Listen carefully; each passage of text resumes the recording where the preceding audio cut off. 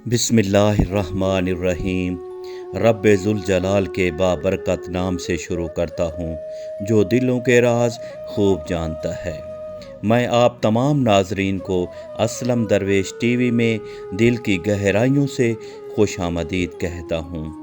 अल्लाह पाक से दुआ करता हूँ कि अल्लाह पाक आपकी तमाम जायज़ ख्वाहिशात को पूरा फरमाए, वसी रिज़्क और आप पर अपनी रहमतों के साए हमेशा बरकरार रखे, आमीन। नाजरीन, आज की हमारी कहानी है कि एक सौदागर था जिसकी 3 बेटियां थीं। इसकी तीनों बेटियां बहुत ही खूबसूरत थीं, लेकिन छोटी वाली सबसे ज़्यादा हसीन थी। उस सौदागर को अपनी तीनों बेटियों से बेइंतहा मोहब्बत थी। वो बस डरता था कि कहीं उसे कोई छोड़कर ना चली जाए। इसलिए एक दिन सौदागर ने फैसला किया कि वो अपनी तीनों बेटियों से पूछेगा कि वो उससे कितनी मोहब्बत करती हैं। वो यही सोचते हुए अपनी सबसे बड़ी बेटी के पास गया और पूछा कि बेटी तू मुझसे कितनी मोहब्बत करती है।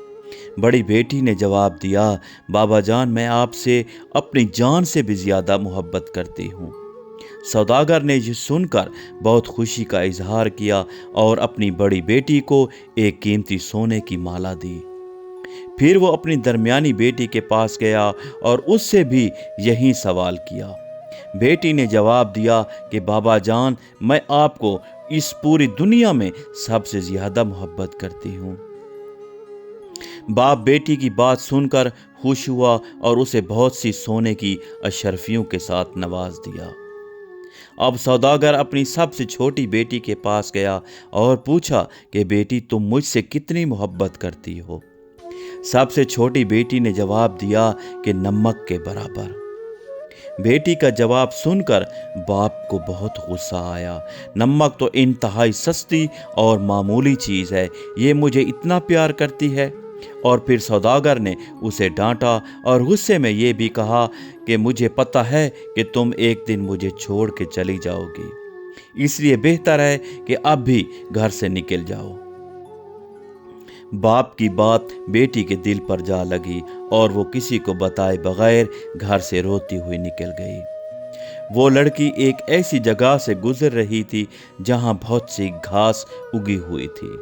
लड़की ने अपने लिबास के ऊपर ही एक और घास का लिबास बनाकर पहन लिया ताकि पहचानी ना जाए। इसके बाद वो बादशाह के महल के बाहर जाकर सिपाहियों से कहने लगी कि सुनो, मुझे कुछ काम की ज़रूरत है, क्या तुम मुझे काम पर रख लोगे? मुझे सब काम आता है। नहीं बीबी, हम ऐसे किसी को काम पे नहीं रख लेते हैं, जाओ यहाँ से, सिपाही ने उसे जवाब दिया। लड़की उदास हुई लेकिन फिर से इसरार करने लगी कि देखो मुझे काम की बहुत ज़रूरत है, मेरे लायक कोई काम तो होगा महल में। इससे पहले कि सिपाही इनकार करता, एक बावर्ची उनके पास आ खड़ा हुआ। उसने शायद लड़की की कोई बात सुन ली थी और उसे लड़की पे तरस आ गया और उसी वजह से लड़की को अपने साथ बावर्ची खाने में रख लिया।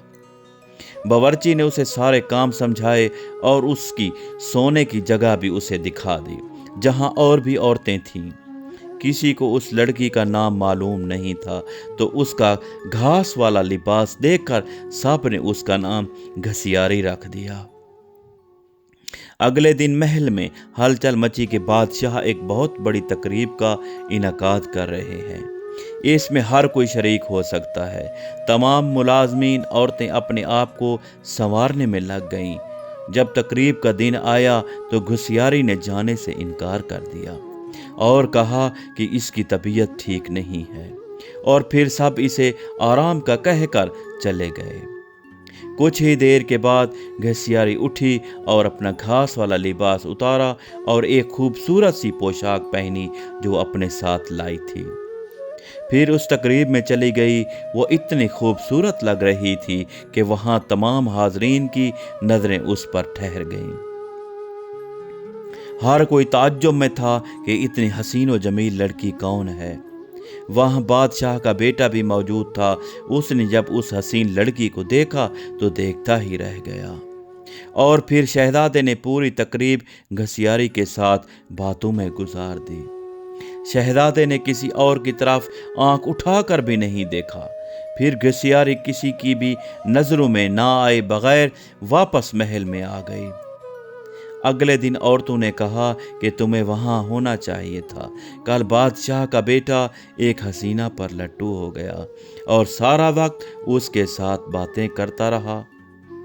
گھسیاری بظاہر اداس ہوئی کہ ہاں کاش میں بھی جا سکتی۔ کچھ دنوں کے بعد بادشاہ نے پھر سے ایک تقریب رکھی۔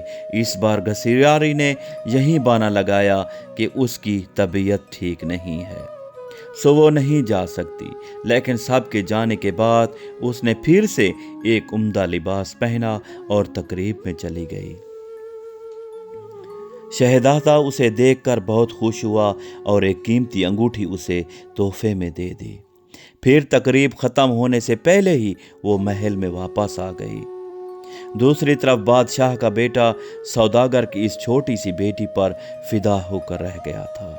اس نے فیصلہ کیا کہ وہ اپنے باپ سے اس لڑکی کا ذکر کرے گا۔ اب اگلی تقریب شہزادے نے خود جان بوجھ کے رکھوائی تاکہ وہ اس لڑکی سے مل سکے، لیکن اس بار گھسیاری نہ آئی۔ شہزادہ اداس ہوا۔ بادشاہ کو گھسیاری کے بارے میں کچھ بھی علم نہیں تھا، اس لیے وہ بہت پریشان ہو رہا تھا کہ اس کا پتہ کیسے اور کس سے کرے۔ ایک دن شہزادے نے محل کے ملازموں سے ساگودانہ بنوانے کی فرمائش کی۔ گھسیاری کو جب یہ پتہ چلا تو اس نے خود ساگودانہ بنانے کی خواہش کا اظہار کیا اور اسے اجازت دے دی گئی۔ گھسیاری نے ساگودانہ بنانے کے بعد وہی قیمتی انگوٹھی جو شہزادے نے اسے دی تھی وہ ساگودانہ کے اندر ڈال دی۔ اب شہزادہ میز پر بیٹھا ساگودانہ کھا رہا تھا۔ جب کھانا کھا چکا تو دیکھا کہ پیالے میں انگوٹھی پڑی ہے۔ وہ انگوٹھی پہچان گیا اور جلدی سے ملازمین کو بلوایا۔ ملازمین نے بتایا کہ یہ ساگودانہ گھسیاری نامی ملازمہ نے بنایا ہے۔ پھر گھسیاری کو بلوایا گیا۔ شہزادہ گھسیاری کو پہچان نہ سکا، لیکن جب گھسیاری نے بولنا شروع کیا تو شہزادے کو اس کی آواز سن کر یہ یقین ہو گیا کہ یہ وہی لڑکی ہے جو اسے تقریب میں ملی تھی۔ پھر گھسیاری نے سارا قصہ شہزادے کو بتایا کہ وہ اس محل میں کس طرح پہنچی تھی۔ شہزادے نے گھسیاری کا بادشاہ کو بتایا اور بادشاہ نے ان دونوں کی شادی کر دی۔ شادی کے بعد ایک بہت بڑی تقریب رکھی گئی۔ اس تقریب میں صرف شہر کے بڑے بڑے سوداگر اور عہدیداروں کو بلوایا گیا تھا۔ گھسیاری کے بابا بھی اس تقریب میں موجود تھے۔ کھانے کا وقت ہوا تو میز ہر طرح کے لذیذ کھانوں کے ساتھ سجائی گئی، لیکن جب سب نے کھانا شروع کیا تو پتہ چلا کہ کھانے میں نمک ہی نہیں ہے۔ گھسیاری کے بابا نے بادشاہ کو مخاطب کر کے کہا کہ اس میں تو نمک ہی نہیں ہے۔ بادشاہ ہلکا سا ہنسا اور کہنے لگا، کیا ہو گیا سوداگر صاحب، صرف نمک ہی تو نہیں ہے، باقی سب کچھ تو ہے نا۔ یہ سن کر سوداگر کی آنکھوں سے آنسو جاری ہو گئے۔ بادشاہ نے اسے تعجب سے دیکھا اور پوچھا کہ جناب آپ رونے کیوں لگ گئے؟ سوداگر نے کہا کہ آج میں اپنی بیٹی کی بات سمجھ گیا ہوں کہ کھانے میں اگر نمک نہ ہو تو ہر چیز بد ذائقہ ہو جاتی ہے۔ کھانے میں بھلے کتنے ہی قیمتی مصالحہ جات پڑے ہوں، لیکن نمک کے بغیر کھانا کچھ بھی نہیں۔ پھر سوداگر نے اپنا قصہ بادشاہ کو سنایا اور کہا کہ میری بیٹی مجھ سے ناراض ہو کر چلی گئی ہے۔ میں نے اسے بہت ڈھونڈا لیکن وہ نہیں ملی۔ میں اس کی طرف سے بہت پریشان رہتا ہوں۔ سوداگر نے بادشاہ کو اپنی بیٹی کا حلیہ بتایا تو بادشاہ نے گھسیاری کو بلوایا اور اپنی بیٹی کو صحیح سلامت دیکھ کر باپ کی خوشی کا ٹھکانہ ہی نہ تھا۔ سوداگر نے بیٹی کو گلے لگایا اور اس سے معافیاں تلافیاں مانگتا رہا۔ زندگی میں اکثر سب سے چھوٹی چھوٹی چیزیں ہی بہت بڑا اثر رکھتی ہیں۔ اللہ تعالی ہم سب کو قلب سلیم عطا فرمائے اور قرآن اور حدیث پہ چلنے کی توفیق عطا فرمائے۔ آمین ثم آمین۔